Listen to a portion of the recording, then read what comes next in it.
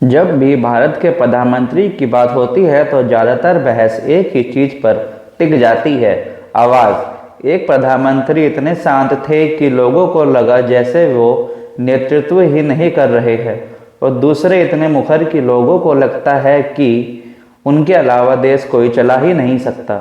लेकिन जरा रुक कर सोचिए, क्या किसी देश का भविष्य भाषणों की तेजी से तय होता है, या उन फैसलों से जिनका असर बिना शोर किए करोड़ों जिंदगियों पर पड़ता है?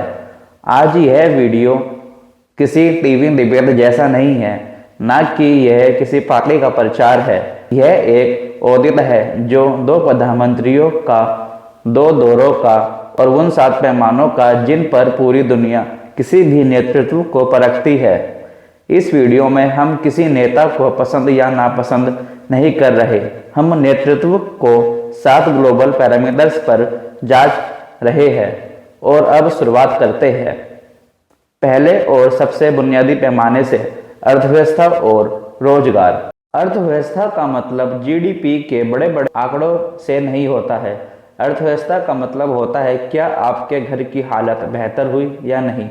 मनमोहन सिंह के दौर में भारत एक ऐसे रास्ते पर चल रहा था जहां देश धीरे धीरे लेकिन स्थिर तरीके से आगे बढ़ रहा था। 2004 से 2014 के बीच विकास दर ऊंची रही, आईटी और सर्विस सेक्टर बढ़े, मेडिकल क्लास फैला। 2008 में जब अमेरिका और यूरोप आर्थिक मंदी से जूझ रहे थे, तब भारत में रिसेशन नहीं आया, कोई बड़े भाषण नहीं हुए, कोई भावनात्मक नारे नहीं लगे, बस सिस्टम को शांत दिमाग से संभाला गया। लेकिन इसी आर्थिक दौर की एक सच्चाई यह भी है कि यह तरक्की हर किसी तक नहीं पहुंच पाई। रह गए ग्रामीण भारत के असंगठित मजदूर काफ़ी पीछे रह गए, फिर घोटाले सामने आने लगे, फैसले धीमे पड़े और लोगों को लगा कि सरकार कंट्रोल खो रही है। यहीं से नरेंद्र मोदी का दौर शुरू होता है। उनका मानना था कि सिस्टम बदलना है तो झटका देना पड़ता है। जीएसटी, नोटबंदी, आइसोलेवेंसी कोड, यह सब उसी सोच से आए। सड़कें बनी, एयरपोर्ट बने, डिजिटल पेमेंट आम हो गया और भारत तेजी से भागता हुआ दिखने लगा। लेकिन इसी तेजी की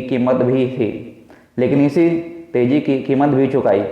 सबसे ज़्यादा प्रभावित हुए आम लोग। जीडीपी बढ़ी, लेकिन सवाल बना रहा कि क्या विकास का फायदा हर वर्ग तक बराबरी से पहुंचा है या नहीं। अब आते हैं दूसरे पैमाने पर, आंतरिक सुरक्षा और कानून व्यवस्था। सुरक्षा का मतलब सिर्फ दुश्मन को मार गिराना ही नहीं होता। सुरक्षा का मतलब है कि एक आम नागरिक कितना सुरक्षित महसूस करता है। मनमोहन सिंह के समय 26/11 जैसे भयावह हमला हुआ, पूरे देश सुन रह गया। लोगों को लगा सरकार ने सिर्फ कागजी कार्रवाई की है, लेकिन इस खामोशी के पीछे एक रणनीति छुपी हुई थी। युद्ध से बचना और अर्थव्यवस्था को गिरने से रोकना, और साथ ही साथ खुफिया तंत्र को मजबूत करना। यही वजह थी कि 2010 के बाद बड़े शहरी आतंकी हमले लगभग बंद से हो गए थे। मोदी के दौर में सुरक्षा का चेहरा बदल गया। सर्जिकल स्ट्राइक और बालाकोट जैसे कदमों ने जनता को महसूस कराया कि अब भारत जवाब देता है। आत्मविश्वास बढ़ा, लेकिन आंतरिक सुरक्षा को सिर्फ जवाब देने से पूरी नहीं की जा सकती। मणिपुर जैसी घटनाएं और कुछ क्षेत्रों में लगातार तनाव यह दिखाता है कि अगर अंदरूनी स्थिरता नहीं हुई तो सुरक्षा अधूरी रह जाती है। अब तीसरे और बेहद संवेदनशील पैमाने पर आते हैं, भारी सुरक्षा और सीमा प्रबंधन। सीमा पर असली जीत तब होती है जब गोली चलानी ही ना पड़े। मनमोहन सिंह के दौर में चीन के साथ तनाव को बातचीत और कूटनीति से संभालने की कोशिश की गई थी।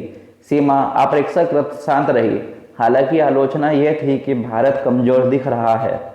मोदी के दौर में सीमा पर इंफ्रा तेजी से बढ़ा, सड़कें बनी, सुरंगें बनी, सैन्य तैयारी मजबूत की गई। लेकिन गलवान के बाद एक कड़वा सच सामने आया कि आक्रामक रुख के बावजूद सीमा पर तनाव कम नहीं हुआ। जब सरकारी बयान और जमीनी हालत मेल नहीं खाते हैं तो भ्रम पैदा होता है, और राष्ट्रीय सुरक्षा में सबसे बड़ा खतरा भ्रम से ही होता है। अब हम उस पैमाने पर आते हैं जो सबसे ज्यादा चुपचाप कमजोर या मजबूत होता है, संस्थान और लोकतंत्र। सरकारें आती जाती रहती है, लेकिन संस्थाएं देश की रीढ़ की हड्डी है। मनमोहन सिंह के दौर में आरटीआई आया, सीएजी ने सरकार के ही घोटाले उजागर किए, मीडिया सरकार से खुलकर सवाल पूछती थी, लोकतंत्र असुविधाजनक था लेकिन जीवित था। मोदी के दौर में सत्ता ज़्यादा केंद्रीकृत हुई और फैसले तेजी से हुए, लेकिन चुनाव आयोग, मीडिया और जांच एजेंसियों की स्वतंत्रता पर सवाल उठे।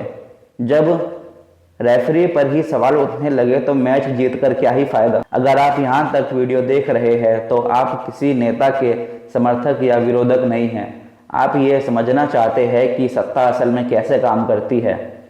जहाँ हम ना भक्ति में ना बात करते हैं, आप ये समझना चाहते हैं कि सत्ता काम कैसे करती है। आप देख रहे हैं इंडिया थिंग्स, जहाँ हम ना भक्ति से बात करते हैं ना नफरत से, बल्कि सोच समझकर सवाल पूछते हैं। और पांचवा पैमाना विदेश नीति और वैश्विक छवि है। विदेश नीति सिर्फ विदेशी यात्राओं और तस्वीरों का नाम नहीं होता। मनमोहन सिंह के दौर में भारत अमेरिका परमाणु समझौते ने भारत को वैश्विक मंच पर गंभीर शक्ति के रूप में स्थापित किया है। मोदी के दौर में विदेश नीति ज़्यादा दिखने को मिलती है। बड़े आयोजन, G20, ब्रांड इंडिया, पहचान बढ़ी, लेकिन पड़ोसी देशों के साथ रिश्ते में काफ़ी गिरावट आई। छठा पैमाना है संकट प्रबंधन, यानी यही वो जगह है जहां असली नेतृत्व सामने आता है। 2008 के वैश्विक मंदी में भारत इसलिए बचा क्योंकि फैसले शांत दिमाग से लिए गए। कोविड के समय फैसले तेज थे, लेकिन प्रवासी संकट और ऑक्सीजन की कमी ने यह दिखाया कि सिर्फ रफ्तार काफ़ी नहीं होती, तैयारी और ज़मीनी योजनाएं भी उतनी ही जरूरी होती है जितनी तेजी से फैसले लेने। और अब आखिरी लेकिन शायद सबसे अहम पैमाने पर आते हैं, वो है लॉन्ग विजन और सामाजिक ताना बाना। मनमोहन सिंह का जोर शिक्षा संस्थानों और सशक्तिकरण पर था। आरटीआई और खाद्य सुरक्षा उसी सोच से आए। मोदी का जोर इंफ्रा, पहचान और राष्ट्रवाद पर है, लेकिन इस तेजी के साथ समाज में ध्रुवीकरण भी बढ़ रहा है। सवाल ये है कि विकास के साथ सामाजिक एकता भी बनी रहे। अंत में यह सवाल है कि कौन सा प्रधानमंत्री पूरे तरह सही था और कौन गलत।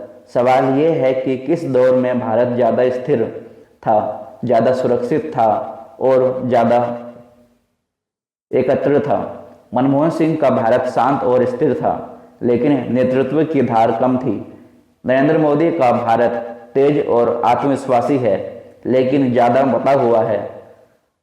इतिहास किसी को भी पूरी तरह से सही या गलत नहीं ठहरा सकता।